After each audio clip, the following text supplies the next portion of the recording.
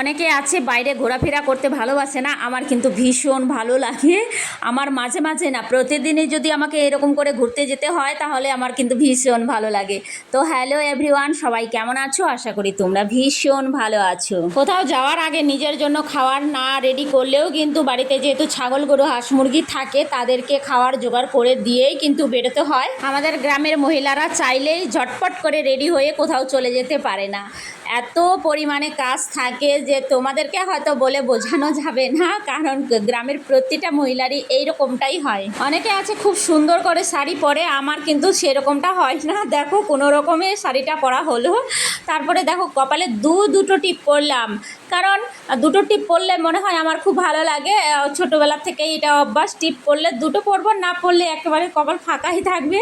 তারপরে কিন্তু মা ছেলে আমরা বেরিয়ে পড়লাম। তো দেখো মা ছেলে ভীষণ মজা করতে করতে যাচ্ছি, আর আমার ছেলে তো বলছে যে আমার মা যা সাংঘাতিক, ও কিন্তু গিয়েই বলবে যে আমাকে ভিডিও করে দাও। এই কথাটা কিন্তু লোকের সামনে বলবে না, সেজন্য আমাকে আগে থেকেই আমার ছেলে সতর্ক করে দিচ্ছে।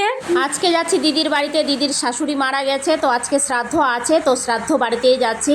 আর এই নিমন্ত্রণ পেলেই কিন্তু যাওয়া হয়, কারণ নিজ নিজ সংসার ফেলে কেউ কারো বাড়ি যাতায়াত করা হয় না। কারণ আর নিমন্ত্রণ পেলে এ কারণেই আমি ছাড় দিই না, কারণ এমনিতে তো ঘুরতে যাওয়া হয় না, ওই নিমন্ত্রণ পেলেই যেহেতু সবার সাথে দেখা হয়, সেই জন্য যতই কাজ থাকুক যতই অসুবিধা থাকুক যাওয়ার আমি চেষ্টা করি। তারপর দেখো 2-3 দিন ধরে তো হাতটা ফাঁকাই আছে, শাখাটা বেড়ে গিয়েছিল, তো যাওয়ার পথে আমি শাখাটাও করে নিলাম। তারপরে সবাই মিলে বাসে উঠে পড়লাম।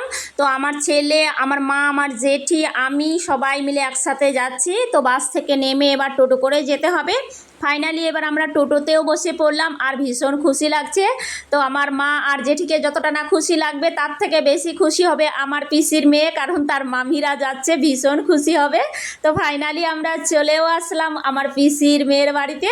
তো দেখো, তো আমার পিসির মেয়ে গেল বছরে কিন্তু মেয়েও বিয়ে দিয়েছে, তার হচ্ছে নাতি হয়ে গেছে, তো সেই নাতিকেই আমি কোলে নিয়েছি, ভীষণ কিউট লাগছে। তো দেখো আমাদের হচ্ছে নানি আর নাতনিকে কেমন লাগছে দেখে তোমরা একটু অবশ্যই কমেন্ট করে জানিও।